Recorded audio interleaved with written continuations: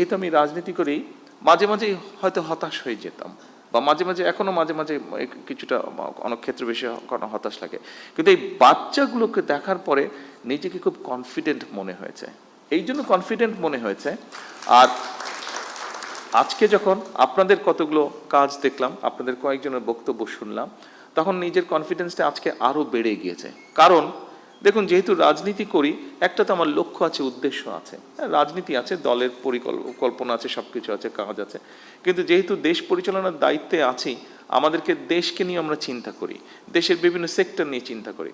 আজকে যখন আপনাদেরকে দেখলাম এবং ওই দিন ওই দুটো ইভেন্টে ওই বাচ্চাগুলোকে দেখেছি, আজকে আমার কাছে মনে হচ্ছে এই যে আমরা রাত দিন পরিশ্রম করছি, চেষ্টা করছি একটু চেঞ্জ করার জন্য, আমার মনে হলো যে হ্যাঁ, আমরা কিছু সংখ্যক মানুষের হাতে দিয়ে যেতে পারবো, যারা আমরা যেখানে ছেড়ে যাব সেখান থেকে তারা দেশটাকে এগিয়ে নিয়ে যেতে পারবে।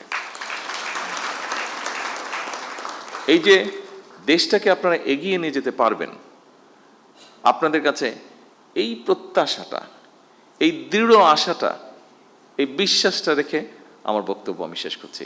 আপনাদের সাফল্য কামনা করে, আপনারা যারা যারা এগিয়ে আসছেন প্রত্যেকের সাফল্য কামনা করে, আবারও আমি বলছি, আমরা আছি আপনাদের সাথে। কতটুকু পারবো জানি না, আমাদের সর্বোচ্চ দিয়ে আমরা চেষ্টা করবো আপনাদের পাশে থাকার জন্য।